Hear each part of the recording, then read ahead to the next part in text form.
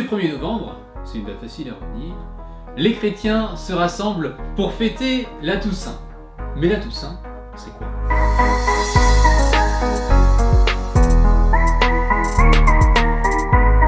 Comme son nom l'indique, la Toussaint, c'est la fête de tous les saints. Saint Nicolas, Saint Paul, Saint François, Saint Irénée, Saint Jean-Paul II, Sainte Mère Teresa, Saint Yves, Sainte Anne, Saint Melaine, Sainte Thérèse de Lisieux, Sainte Thérèse d'Avila, bref, toutes les Thérèses, les époux Martin, Saint Jean Bosco, Saint Padre Pio, Saint José Maria Escrivá, Saint Convoyant. Bref, la Toussaint, c'est la fête de tous les saints, qu'ils soient connus ou qu'ils soient inconnus. Si c'est une fête, c'est donc un jour de joie. C'est un jour de joie parce que la Toussaint nous rappelle que nous sommes tous appelés à devenir des saints. Depuis le jour de ton baptême, tu es une graine de saint. Tu es un saint en devenir.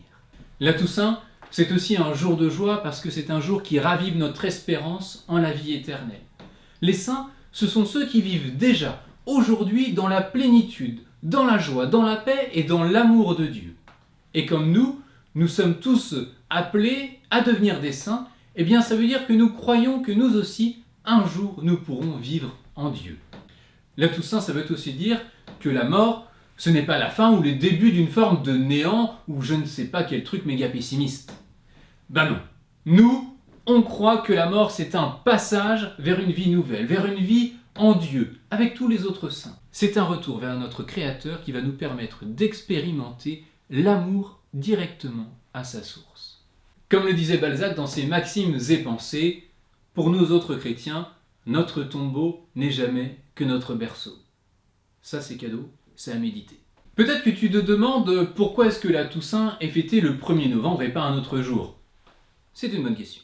En fait, c'est le pape Grégoire III au milieu du 8e siècle qui a fixé la date du 1er novembre. Mais c'est en réalité une fête qui remonte au premier temps de l'Église, puisque à l'origine, on célébrait ensemble tous les martyrs, tous ceux qui ont été persécutés, qui ont été tués parce qu'ils étaient chrétiens et parce qu'ils ont préféré donner leur vie plutôt que de renier le Christ. On sait qu'au 7e siècle, le pape Boniface IV avait décidé que la Toussaint serait fêtée le 13 mai. Mais c'est la nature qui va nous aider à comprendre pourquoi c'est finalement la date du 1er novembre qui a été retenue. Si tu regardes autour de toi en ce moment, c'est l'automne. Les feuilles dans les arbres ont commencé à jaunir, certaines même sont déjà tombées. Dans les champs, il n'y a plus de récolte. Et puis dans ton potager, il n'y a plus de fraises, ni de framboises. La nature, en fait, est en train de mourir.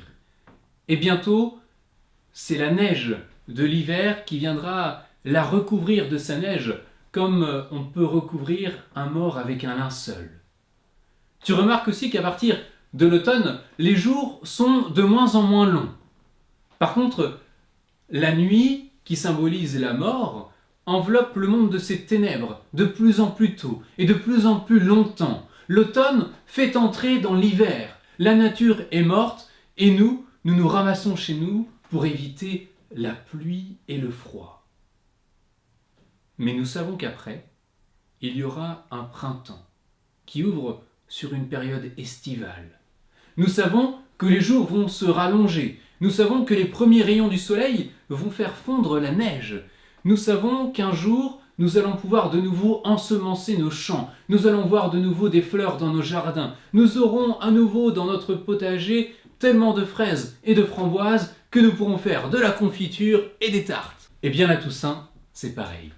Nous affirmons que nous savons qu'un jour il y a un printemps de Dieu.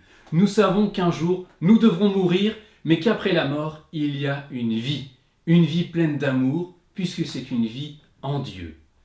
Et nous célébrons tous les saints, parce que ce sont tous ceux qui ont déjà vécu et qui ont tellement bien réussi leur entrée dans la vie éternelle, qui sont devenus pour nous des exemples, et même des intercesseurs.